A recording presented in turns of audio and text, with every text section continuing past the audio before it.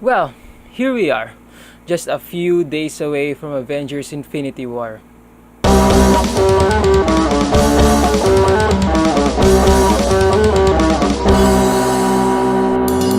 Hey everyone, Elijah here, and welcome to another episode of Opinion Overload, a show where there's opinions and then I overload you with them. Best slogan ever! 10 out of 10! And in the previous episode, I shared my opinions on my bottom 9 MCU films. So if you're looking for a certain film on this list, I'm sorry, it might be on that one on the bottom 9. So click on the eye on the top right side of this video and you will be able to watch it there. Anyway, as I said last week, today we're going to talk about my top 9 MCU films. Disclaimer, as the show's name suggests, this is purely based on my opinions. So don't go all social justice warrior with me and call me racist when Black Panther isn't a number 1. Because spoiler alert, it's not. I'm sorry, it's not. With that out of the way, let's go on with the list.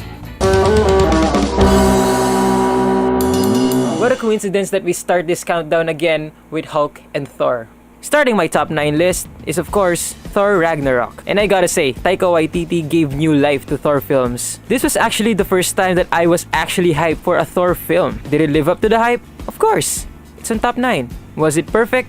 Not really. The biggest problem with Thor films was always characters, especially the side characters. Most characters of the Thor films are quite irrelevant. I'm looking at you, Warriors 3. And even Taika knows that. Look, he got them killed off unceremoniously. Goodbye, Zachary Levi. Good luck with Shazam. At least Odin doesn't sleep throughout the film this time. Oh no, wait, he dies.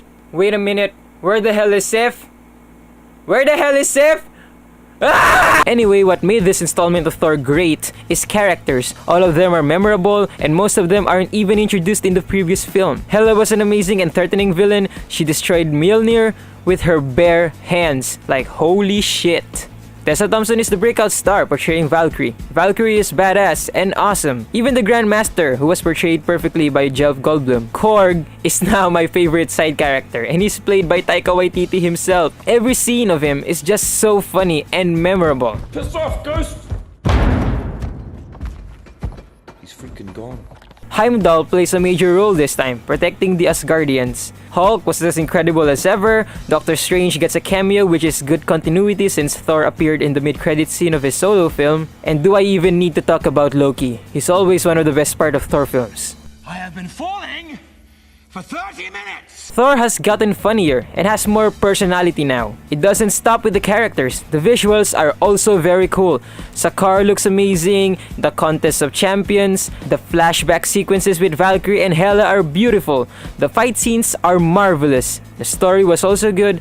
Well, I'm not really familiar with the Norse mythology, but the idea that we all thought Ragnarok was supposed to be their apocalypse, which Thor was supposed to stop, was actually him causing it to save Asgard, which is a clever twist. Perhaps both the strength and weakness of Thor Ragnarok is the comedy. This is by far the funniest MCU film ever, which is good, but it can also be a problem. It's too funny that we can't take some scenes seriously. Taika has this style of subverting expectations. For example, you expect someone to break a window, or stand tall, or do a perfect superhero landing. And they don't, which are actually funny, but the film is full of these scenes and instead of subverting your expectations, you actually expect someone to mess up. Thor Ragnarok is not a perfect film, which is fine, but no one expected a Thor film to be astonishing. Ooga chaka, ooga ooga, ooga chaka, ooga ooga, I can't stop this beating deep inside of me. Girl, you just don't realize what you do to me when you hold me in your arms so tight. You let me know everything's alright. I'm hooked on a feeling. Guardians of the Galaxy Volume 2. It has the most emotional plotline in my opinion. Behind all that flashy and colorful special effects and funny jokes throughout the film, at its core, it's a story about family and knowing who they truly are. With most of the focus on Star-Lord, this installment is about Star-Lord Peter Quill finally crossing paths with his father, Ego, played by Kurt Russell, who is actually a Celestial, a powerful being in the Marvel Universe, which explains how Quill was able to hold on to the Power Stone without dying in the first one. This film has maybe the best opening sequence ever, and I watched this on IMAX. The Guardians fighting in the background, Baby Groot dancing to the music, it was so cool. Every character gets a good amount of screen time and story, which is always good. Nebula gets the spotlight and we get to see her relationship with Gamora a bit more. Rocket now has this role of being a babysitter to Baby Groot. By the way, Groot actually dies in the first one. Baby Groot is Groot's son, which actually gives Groot's death more impact. Drax is funny as ever. Perhaps my favorite line is,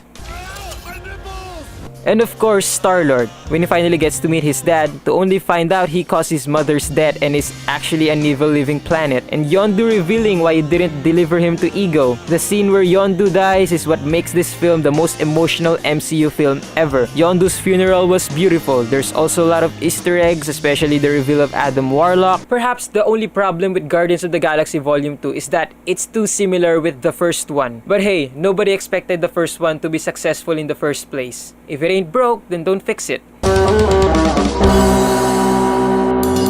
It's only fitting that this film is next on this list because in my opinion, its sequel is as good as the first one. But of course, the first taste is always more memorable than the second one.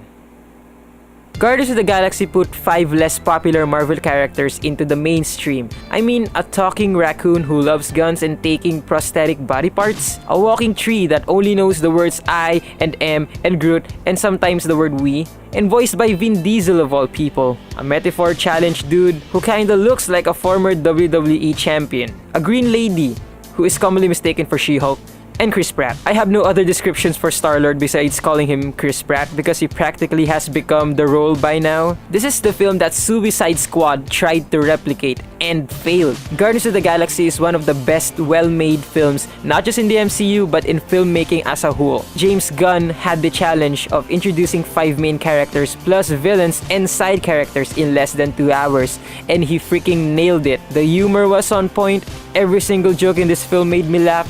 The story and the characters, all amazing. I just love stories about a group of misfits coming together, not because they want to, but because they all had common goals and slowly grow closer with each other to form a team. This film also single-handedly made 80s music cool again. The only negative, well, is it A, the villain, B, the villain, or C, the villain? The villain or villains if you count Thanos sitting on a chair waiting for Infinity War just like everybody else. Just a few more days, Elijah. Just a few more days. Ronan is a decent villain, and at least he actually managed to use an Infinity Stone correctly and actually destroy things with it. Guardians of the Galaxy pretty much did everything it was expected to do, but they surpassed those expectations by 200%, maybe even more, and I love it. Oh boy, I should really tread carefully with this one. Shh. Number 6 is Black Panther. Oh, there we go. Yep, I'm racist now. Okay, the show is not called Opinion Overload for nothing. Let me go off script for a bit, okay? Let me preface this. Black Panther is an awesome film. Maybe one of the best films ever, but it's not the best Marvel Cinematic Universe film. As much as Rotten Tomatoes and the critics keep praising this film, I believe one of the reasons why this film was successful in the box office is because of white guilt and the fear of being labeled as a racist. Black Panther is not a race movement. It's just a film that celebrates the African American people, as it was released on Black History Month in America, which they did quite well. Alright, enough with the political side of this film. Let's actually talk about why I think this film is awesome. I love the aesthetics of this film. Wakanda looks beautiful. The dream sequences when T'Challa meets his ancestors, it's like a scene from Lion King, which is awesome. The action is fast-paced and well choreographed. T'Challa and Killmonger's suits are probably 2 of my favorite suit designs in all of MCU. I love the idea that it glows and absorbs kinetic energy when it gets hit and can actually release a shockwave when it gets enough energy. The story was well made and paced quite good, though the middle part felt kinda slow at times. Characters are all given their time to shine. Even Martin Freeman as Everett Ross, who's just basically there for racial diversity, and his passive attitude to everything that's happening is one of my favorite things in this film. M'Baku is hands down the breakout star. T'Challa is still so badass since we last saw him in Civil War. And lastly, Eric Killmonger is one of the best MCU villains and characters ever. He's such a good villain that I can actually understand why he thinks he's right and made me root for him at times. He even succeeds for a while and actually fulfills his goal of taking over Wakanda. Black Panther is, again, not the best MCU film, but it is one of the best films ever made, regardless of race.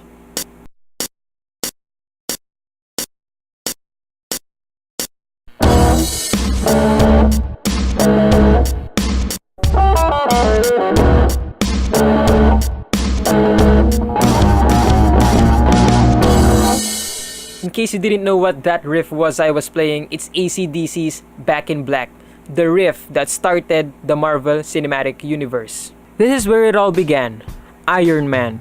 Keep in mind that during 2008, shared universe film franchises didn't exist, or at least not mainstream. As far as everyone's concerned, they were only seeing just another superhero film, and during those years, Spider-Man, well, at least until Spider-Man 2, and Batman owned the superhero genre. Iron Man at the time was not also as popular as we know him today. No one expected Iron Man to succeed. Even Jon Favreau, the director, said it's a 50-50 chance it will flop or succeed.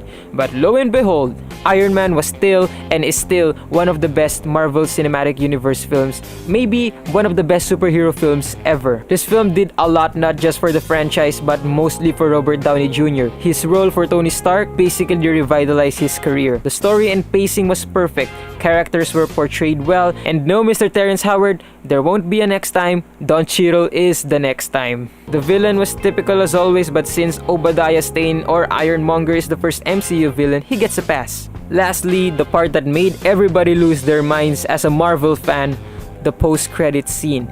This was the scene that practically made the MCU exist. The appearance of Nick Fury and the mere mention of the word Avenger made everything different, and the rest was history. Iron Man didn't just put the character into the mainstream, it created something bigger, the Marvel Cinematic Universe. And because of that, it deserves a spot on my top 9.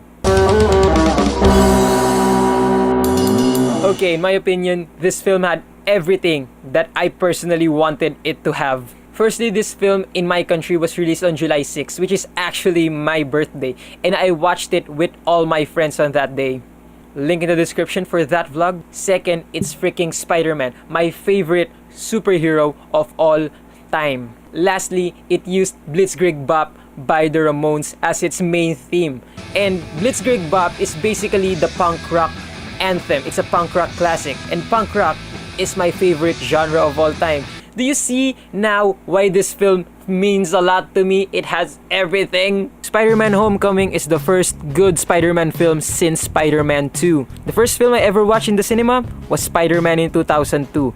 I was 5 years old at the time, and that film instantly made me into a nerd, and I wouldn't have it any other way. Now, watching Spider-Man Homecoming at age 21 just makes it all more amazing.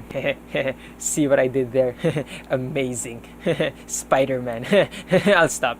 Now, story and plot-wise, it's your typical Spidey story. Executed properly, at least, where he just wants to prove himself to Tony that he's a hero worthy of being an Avenger. Characters. It's a bold choice making Ned Leeds instead of Harry Osborn as Peter's best friend in this universe. But it all works out, and at least they're trying something different. Marisa Tomei as Aunt May is so fine. I mean, she's hot. She's an elf. Liz Allen is okay, just your typical high school crush whose father's secretly an evil mechanical bird. Don't you just hate it when that happens? When your crush is actually the daughter of an evil vulture guy? Yeah, it happens all the time, and it sucks, man. It sucks. Michael Keaton as the Vulture is perfect. He's intimidating, his motivation of being a villain is understandable. He just wants to provide for his family, and he doesn't die at the end, which is a good change since Marvel keeps killing their villains, with a short tease of the Sinister Six. Perhaps my favorite scene of him is when he's in the car with Peter and the tension as he slowly pieces together that Peter is Spider-Man. And when that green light flashes, I'm like, oh shit, he knows.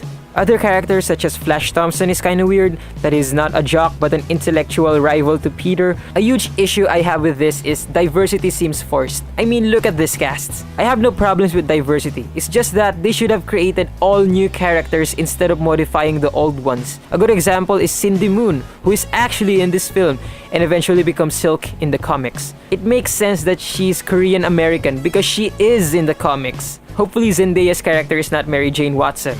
Though she's called Michelle in this film but nicknamed MJ, I love Zendaya's character here, but I just hope they don't make her Mary Jane.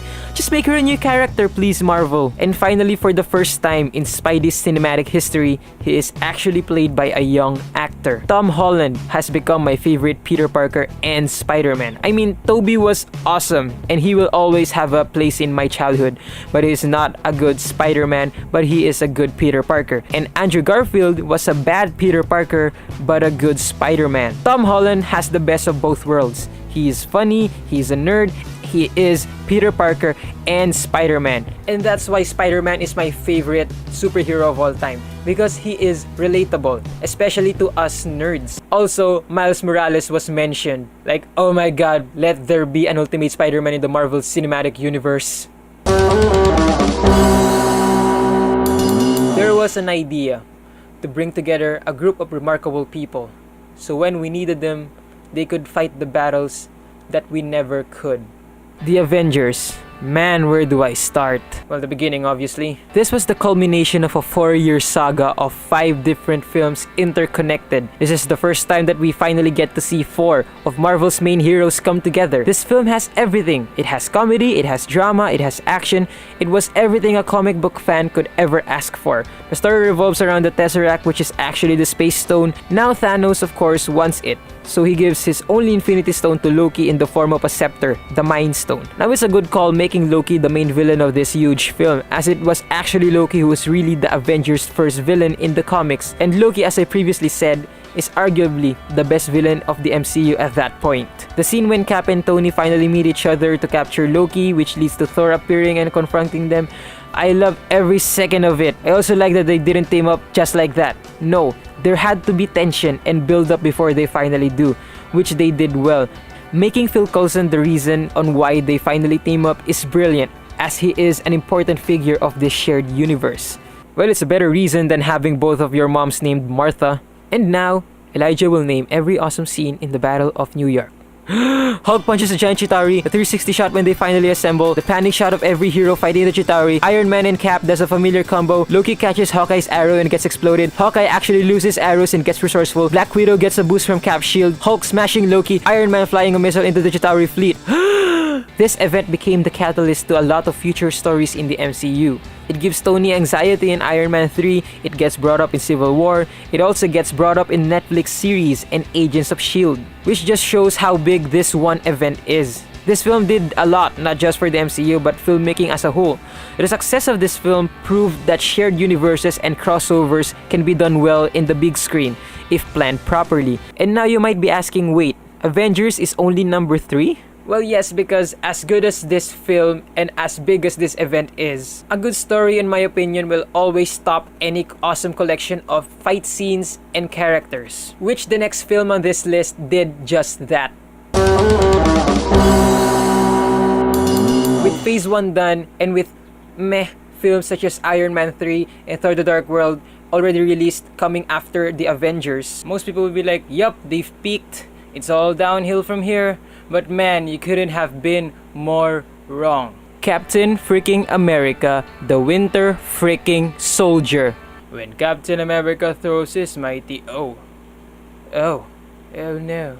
This is the film that made you change how you looked at the MCU. Everything was not as it seemed. Everything was turned upside down.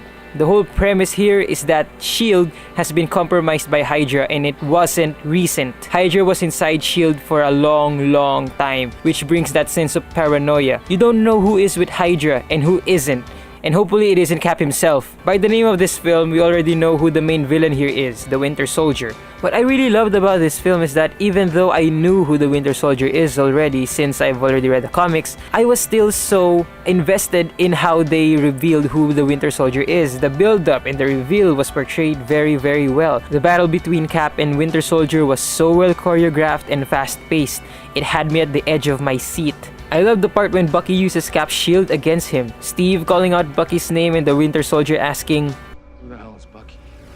All amazing scenes. This film also saw the apparent death of Nick Fury, which shows how deep the takeover of Hydra within S.H.I.E.L.D. is, though he was revealed to be alive later. The scene when Arnim Zola reveals the truth about Hydra taking over S.H.I.E.L.D. since the beginning was so unnerving, which is what it's supposed to do. I really like the chemistry between Natasha and Steve. Their quips in between battles, Natasha helping Steve find a girlfriend, so cute. Cap having a list of things he needed to catch up to was funny. Sam Wilson, or Falcon, also made an awesome debut, which makes 2 future Captain Americas appear in this film. The interactions between Winter Soldier and Cap. The idea of being forced to fight your best friend is difficult, and it's pretty much shown through action throughout this film, which makes this film the best in terms of storytelling. I value storytelling the most because that's what comics are supposed to do. They are shown through action, through body language, through facial expressions, which this film clearly has, which is why this is on number 2. Well, it's pretty obvious which MCU film is on my top 1. It's Captain America. Nope, not that one. Civil freaking War. If the Avengers and Captain America Winter Soldier had a baby, it would be this film. I just like that they tackle the questions: what does happen after the heroes win?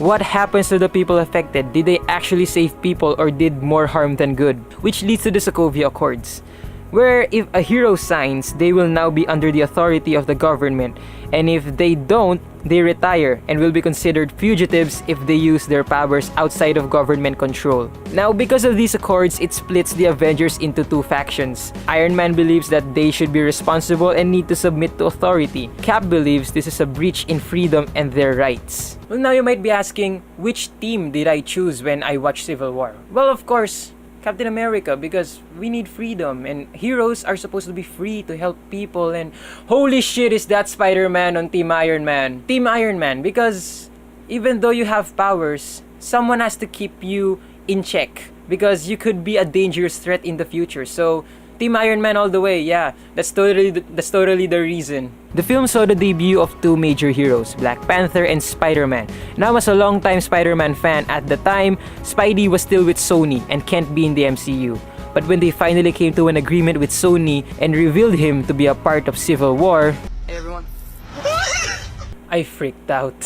Even though this film is named Captain America Civil War, it didn't feel like a Captain America film. It felt like an Avengers film. Every character had their own time and scene. No one felt left out. And can we take a minute to appreciate the best sequence in all of MCU? The airport battle. This entire battle was everything to me. I was in awe when I watched this on IMAX. This was the moment that I told myself, I'm happy to be a Marvel fan. Now look, the real reason I chose Team Iron Man, besides Spidey being there, is because I felt bad for Tony.